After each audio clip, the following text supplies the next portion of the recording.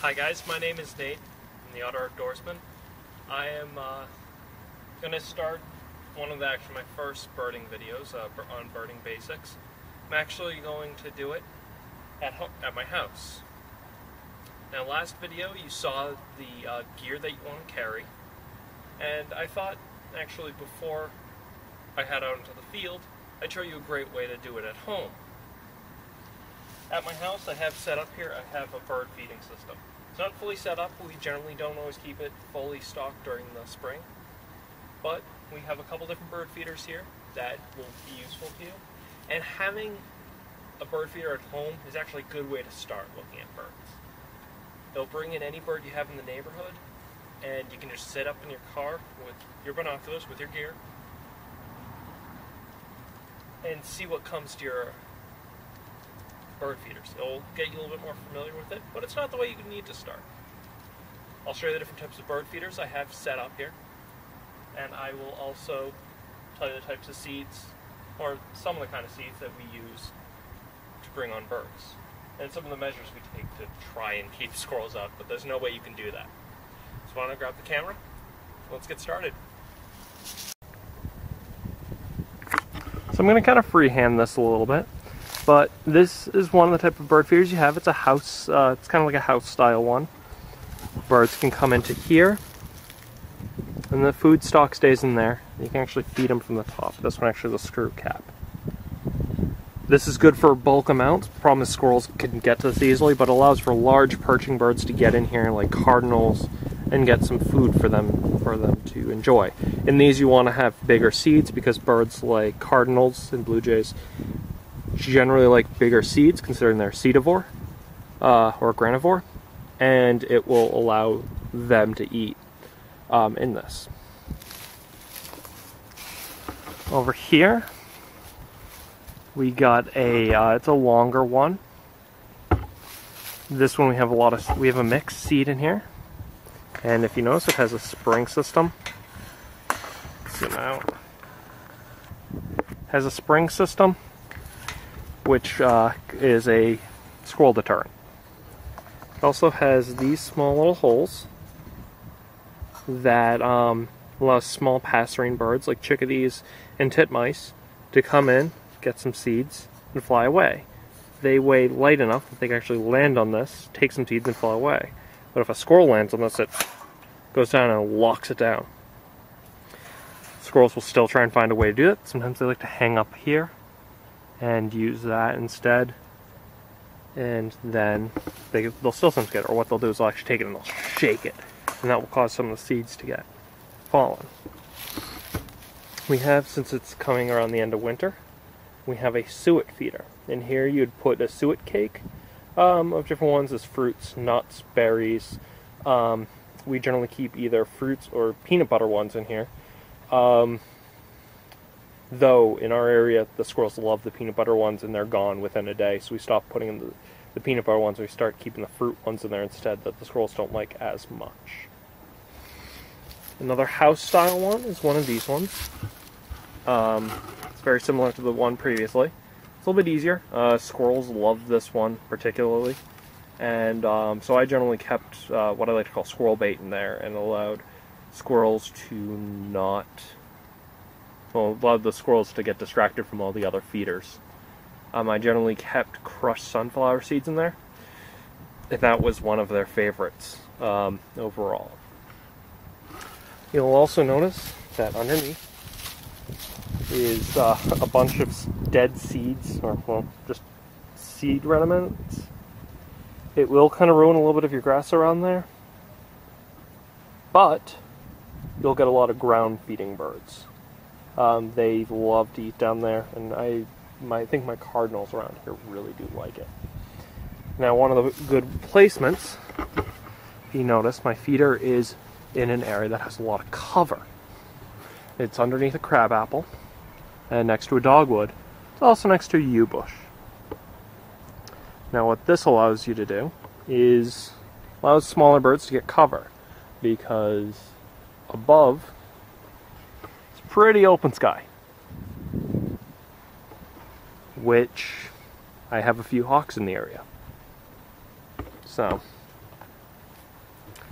you guys will hopefully be, so that will allow small chickadees to get in there and get some food. Now, let's hope that you guys think about doing this. It is a mild investment, but in my mind it is worth it, especially if you love being closer to nature. And let's get this set up and I'll wrap this up. As you can see, it's on a base here. This is actually falling apart, so I probably need to reset this up. I've had this up for about a year now. It's stuck in with a stake and then fed up there. It's gone through some wear and tear. But you'll definitely be able to utilize it. A good sturdy base will go a long way, but you can even hang these off of trees, you can hang these off of anything. Though if you hang off a tree, squirrels will go for it. So again, this is a bird feeding setup. This isn't the bird feeding setup, but you can try out whatever you like and even have in your backyard. And again, my name is Nate. I'm the Outdoor Outdoorsman. Enjoy birding.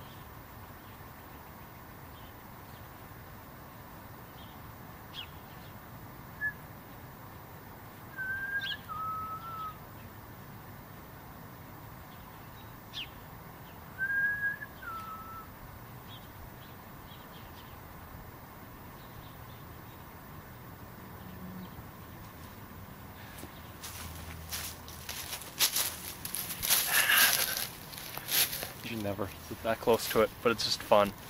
I was actually harassing a house sparrow right there. And that whistle I was doing was actually doing a chickadee call. I was trying to see if I could calm him down with a chickadee call. Also, that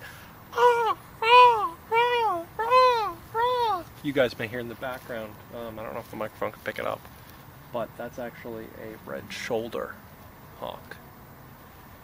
I always have, the past couple years, I've had a pair of them living around here. They're just beautiful, beautiful birds. I actually like them over red-tailed hawks. And I think my presence was bothering the sparrows, but they're not the cool ones that are around my neighborhood. I was actually listening to a woodpecker earlier, a downy woodpecker. So, I'm going to add this part to the tail end of my bird feeder episode, so you guys can see kind of a little bit in action. But normally I'd sit by my car and just not move. But the birds don't like me today. And you're going to get that a lot when you go out. Not a lot, but you just have to be patient.